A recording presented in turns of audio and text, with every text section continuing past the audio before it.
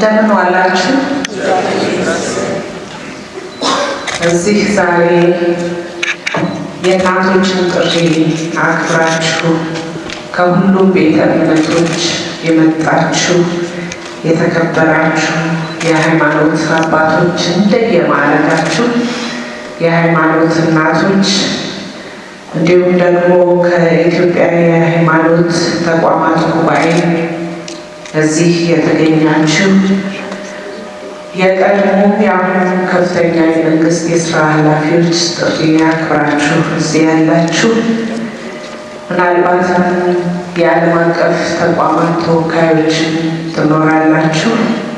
ሁላችሁም ጥሪ የተደረገላችሁ እንግዶች ክቡራትና ክቡራን፣ በቅድሚያ የኢትዮጵያ የእምነት እናቶች ያለምንም የሃይማኖትና የማህበራዊ ልዩነት ምንም ሳይገድባቸው ለኢትዮጵያ ሰላምና እፎይታ ሲሉ ለእምነት አባቶችና ለሁላችንም የትህትና ጥሪ ለማቅረብ ተዘጋጀው በዚህ ታላቅ መርሃ ግብር ላይ ተገኝቼ መልእክት እንዳስተላለፍ በመጋበዜ የተሰማኝን ልባዊ ደስታና ምስጋና እያቀረብኩ ሁላችሁም የኢትዮጵያ የእምነት እናቶች ለሰላም ሀገራዊ የንስሐ የይቅርታና የእርቀ ሰላም ቀን ጥሪ በሰላም ፈቃድ ፈቅዶ አገናኘን አደረሳችሁ አደረሰን እላለሁ። ኢትዮጵያ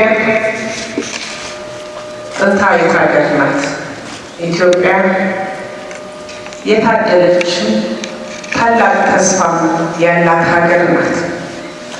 እስካሁን ስንወያይ የነበረው ችግሮቻችን ምን ያህል ወደኋላ እንዳደረጉን ነው። ተስፋዎቻችን ደግሞ የላቁ ናቸው ብዬ አምናለሁ።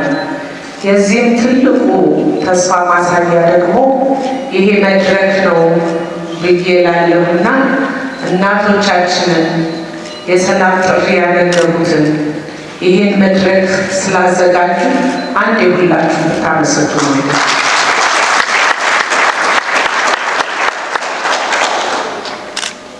ሁላችንም እንደምንገነዘበው ሰላም የህልውናችን ዋስትናና የሀገራችንን የልማት እድገትና ብልጽግና ዋነኛ መሰረት ነው። በአንጻሩ ደግሞ አለመግባባትና ግጭት ዜጎችን ለከፋ አካላዊ፣ አእምሯዊና ስነ ልቦናዊ ችግሮች እንዲሁም ተያያዥ ለሆኑ ለተራዘሙ ተጨማሪ ጉዳቶች ተጋላጭ ያደርገናል።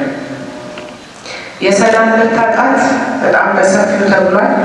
በእያንዳንዱ የዕለት ተዕለት ኑሯችን ጫና የሚያሳድር ሲሆን በተለይ ደግሞ በእናቶችና በህፃናት ላይ በአረጋውያንና በአካል ጉዳተኞች ላይ ለማህበራዊ ችግር በተጋለጡ ወገኖቻችን ላይ ግንባር ቀደም የሚሆኑት በግጭት ሰዓት ተጎጂ የሚሆኑት እነሱ ስለሆኑ ሰፊ የሆነ የማህበራዊ ቀውስን ያስከትላል፣ እነሱንም ይጎዳል።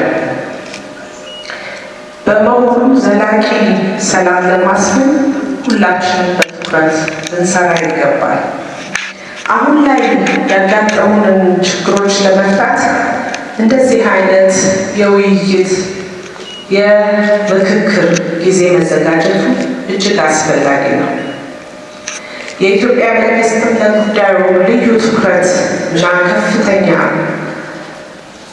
አጽንኦት በመስጠት በሀገራችን ለዘመናት የዘለቁ አለመግባባቶችን በዘላቂነት ለመፍታትና ሰላም ማስፈን እንዲቻል ብሔራዊ ምክክር ኮሚሽንን በማቋቋም እስካሁን በርካታ ውጤታማ ስራዎችን ሲሰራ መቆየቱ የሚታወስ ሲሆን ዛሬም የምናደርገው ውይይት ይህ ሀገራዊ ምክክር ሊካሄድ ባለበት ዋዜማ ላይ በመሆኑ የህዝብ አጀንዳዎች ተለይተው የተለያዩ ጥያቄዎች ሲነሱ ነበር። አንዱ በይቅርታ መሻገር በፍቅር በአንድነት በህብረት የምንኖርበት ጉዳይ ማጠናከር ነው። 8 አጀንዳዎች ተለይተው እነዚህ አጀንዳዎች ምክክር እንዲደረግባቸው ትልቅ ስራ እየተሰራ ይገኛል።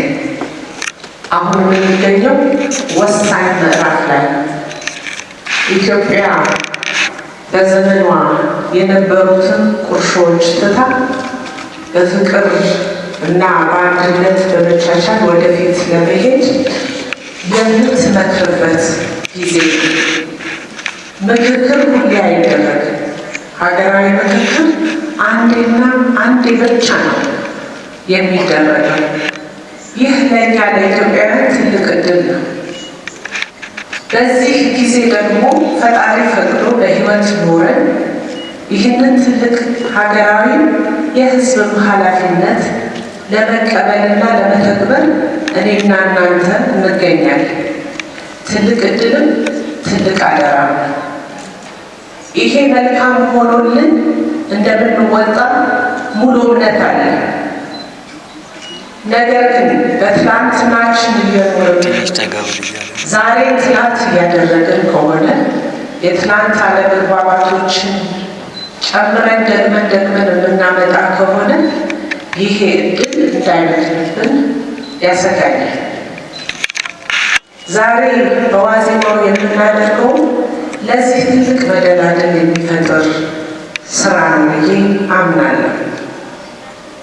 የሴቶችና ማህበራዊ ጉዳይ ሚኒስቴር ስለ ሴቶች፣ ስለ ህፃናት፣ ስለ ወጣቶች፣ ስለ አካል ጉዳተኞች፣ ስለ አረጋውያን፣ ለማህበራዊ ችግር ስለተጋለጡ ወገኖች፣ ስለ ቤተሰብ፣ ከስደት እየተመለሱ ስላሉ ዜጎች ኃላፊነት ተሰጥቶት የሚሰራ ተቋም ነው። አንዳንድ ሚኒስቴር መስሪያ ቤታችንን የህዝብ ተቋም እንለዋለን። ሁሉንም የማህበረሰብ ክፍል የሚያካትት በመሆኑ ይህንን ስንሰራ ትልቁን ግባችን አድርገን ከተለያዩ መንግስታዊ ካልሆኑ ተቋማት ጋር የምንሰራው ደግሞ ለሀገራዊ ምክክሩ መደላደል የሚፈጥር የሰላም ግንባታ ስራ ላይ ነው። ከዚህ አንፃር የሴቶችና የወጣቶች የሰላም የድርጊት መርሃ ግብር በመቅረጽ ወጣቶችም ሴቶችም በሰላም ግንባታ ላይ ያላቸውን አስተዋጽኦ የበለጠ እንዲያጎለብቱ የማድረግ ስራ ነው።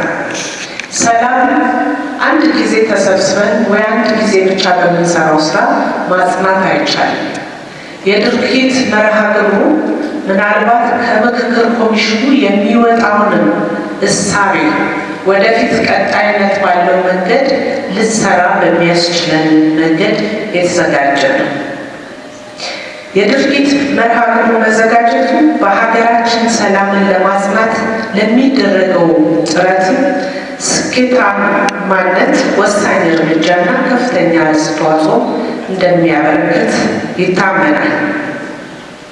የድርጊት መርሃ ግብሩ የሀገራችን ሴቶች፣ ወጣቶች ግጭትን በመከላከል በግጭትን አፈታት በሰላም እሴት ግንባታ ሂደት ውስጥ የራሳቸውን አስተዋጽኦ እንዲያበረክቱ ለማድረግ ዛሬ እዚህ እናቶቻችን ጥሪ አድርገው ስንመጣ የዚህ አንዱ የድርጊት መርሃ ግብሩ አካል እንደሆነ ይሰማኛል። ከዚህ በፊት ከእናቶቻችን ጋር ውይይት አድርገን እንዲህ አይነት የምክክር ጊዜ ተዘጋጅቶ ተገኝቼ ያውቃለሁ። ከ20 ዓመት በፊት የጀመሩት ነገር አሁን ፍሬ እያፈራ እንደሆነም ይሰማኛል።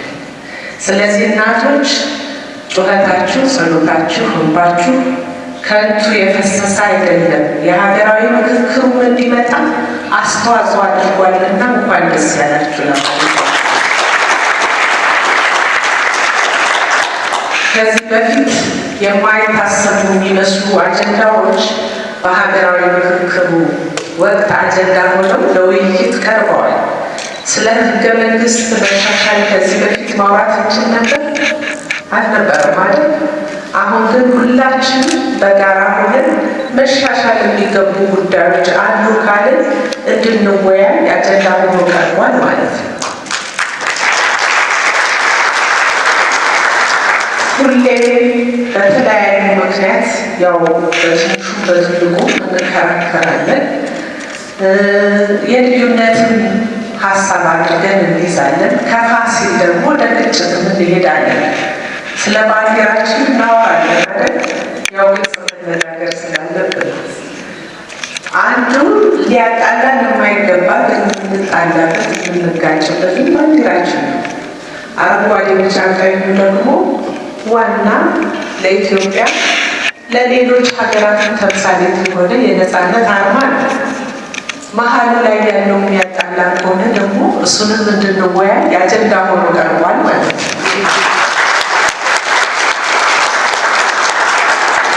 ለዛ ነው ብዙ የሚያከራክሩ ብዙ የተውናቸው ያልተሻገርናቸው ደግሞ ችግሮች ሊፈቱ የሚችሉበት ጥሩ አጋጣሚ የፈጠረና ኢትዮጵያ ታላቅ ተስፋ ያላት ሀገር እንደሆነች የሚያመላክት ወሳኝ ምዕራፍ ላይ እንገኛለን ያልኩት። በመሆኑ እስካሁን በነበረው ሂደት ሰላምን ለማስፈን በሚደረጉ ጥረቶች ውስጥ የሀገራችን ዜጎች ብዙ መስዋዕትነት ከፍለዋል። በተለይ ደግሞ ሴቶች ጉልህ ሚና ተጫውተዋል። ከዚህ አኳያ የኢትዮጵያ የእምነት እናቶች በሀገራችን እውነተኛ ሰላም እውን እንዲሆን በመሻት በተለያዩ ጊዜያት የሰላም ጥሪን ሲያስተላልፉ መቆየታቸው ሁላችንም እናስታውሳለን። ለዚህም በሚኒስቴር መስሪያ ቤታችን በድጋሚ በራሴ ስም ላቅ ያለ ምስጋና እያቀረብ በዛሬው ዕለትም እንደ ሀገር ያለምንም የሃይማኖትና የማህበራዊ ልዩነት የኢትዮጵያ የእምነት እናቶች ለኢትዮጵያ ሰላምና እፎይታ ሲሉ ለሃይማኖት አባቶች ያቀረቡት ጥሪ በሃይማኖት አባቶቻችንም ተቀባይነት ስላገኘ የእምነት አባቶቻችንን ዝቅ ብዬ ያመሰግናለሁ። ቅድም እናታችን መዓዛ ሲያቀርቡ እናንተ እያላችሁ ብለው አጽንኦት ሰጥተው መልእክት ሲያስተላልፉ ኢሞሽናል ሆኜ ነበር። የእምነት አባቶች የምትመሩንን መንገድ እኛ ደግሞ መከተል ከቻለን ኢትዮጵያ ሰላም የማትሆንበት ኢትዮጵያ የማታድግበት ምክንያት ይኖራል ብዬ አላምንም። እናንተ እጅ ላይ ብዙ ኃይል ብዙ አቅም እናንተ ጉልበት ላይ የጸሎት አቅምም አለና በተለያዩ ጊዜያት በሀገራችን የተፈጠሩ ግጭቶችና አለመግባባቶች እርስ በእርስ እንዳንተማመን እንድንጠራጠር እና ደግሞ እንዳንወያይም በማድረግ በሀገራችን ዘላቂ ሰላም እንዳይሰፍን ምክንያት ሆኖ ቆይቷል። ከትላንትናችን መልካምም መጥፎም የሆነ ነገር አለ። መልካሙን ይዘን በማስተዋል በጥንቃቄ እያጎለበት ነው እንድንሄድ የትላንት ስህተቶቻችን ደግሞ እንድናርም ያጠፋነውን ጥፋት ደግሞ ይቅርታ በመጠየቅ እንድንሻገር ከትላንትናችን ለዛሬያችን የሚሆነውን መልካሙን እያጎለበትን እንድንሄድ ያስፈልጋል። በዚህ መንገድ ነው ሰላም ለመፍጠር የምንችለው። አንዳንድ የሚገርመው በተወሰነ ደረጃ እንደው ለማየት ሞክሬያለሁ። የግጭት አፈታት ላይ ሰርቼ ስለነበረ የምንሰራቸው ስህተቶች ተደጋጋሚና አንድ አይነት ናቸው። ከስህተቶቻችን መማር ስላልቻለ የግጭት ምክንያት የሚሆኑ ጥፋቶች ተመሳሳይ ናቸው። ይህ የሚያሳየው ሁሌም በትላንትናችን ላይ እንደምንኖር ነው። ስለዚህ ትላንትን የምንሻገርበት ዛሬ ላይ እንገኛለን። የትላንቱን ተሻግረን የዛሬውን መልካም ነገር ደግሞ ከሰራን ብሩህ ተስፋ ያለው ነገር መገንባት እንችላለን ብዬ አምናለሁ።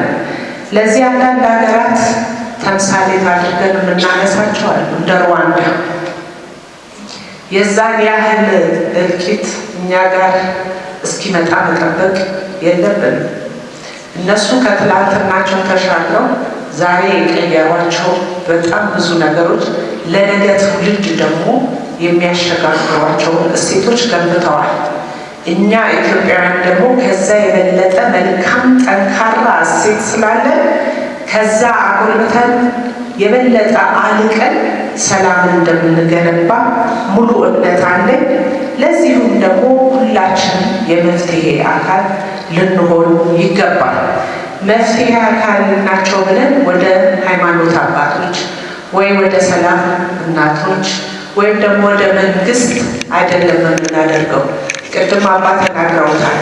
ሁላችንም ጋር የመፍትሄ ሀሳብ አለና እኛ መፍትሄ እንሆን ብለን በምንመካከርበት ወቅት በጥሞና አንዳችን በአንዳችን ጫማ ውስጥ ሆነን አንደርስታንድ እንድንደራረግ ግንዛቤ መውሰድ እንድንችል ማድመጥ እንድንችልም ፈጣሪ እንዲረዳን በጸሎታችሁ አስቡ እንላለሁ። እዚህ ውስጥ አብዛኞቻችሁ የምክክሩ አካል የምትሆኑ ይመስለኛል።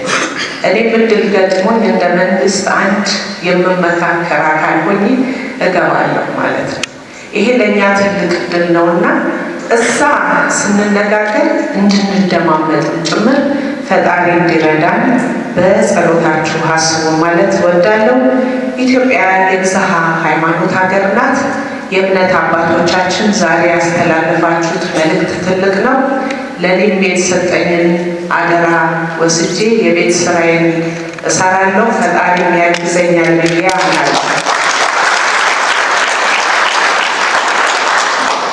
እናንተ የእምነት አባቶች በገባችሁልን ቃል መሰረት ሁላችንም አንድ ፈጣሪ እንደፈጠረንና እኩል ሰው እንዳደረገን የምናምን ሰላምን ደግሞ ሁላችንም የምንሻለን ፈጣሪ ሁላችንም እንፈራለን እናከብራለን።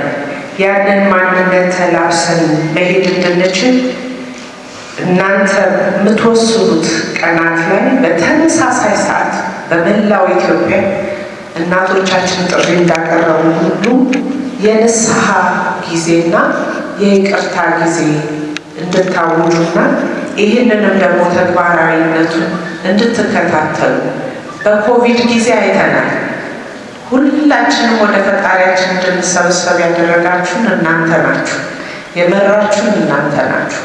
አሁን ደግሞ ኢትዮጵያ በምታመጥበት ጊዜ ሰላምን እንድትገላገል እንድትወልድ የምታደርጉት እናንተ ናችሁና ይህንን ጥሪ በመቀበላችሁ በድጋሚ እያመሰገንኩ፣ ነገር ግን አፋጣኝ መሆን ያለበት የተባለውን ተቀብለን በጋራ እንድንሰራ ጥሪን አቀርባለሁ።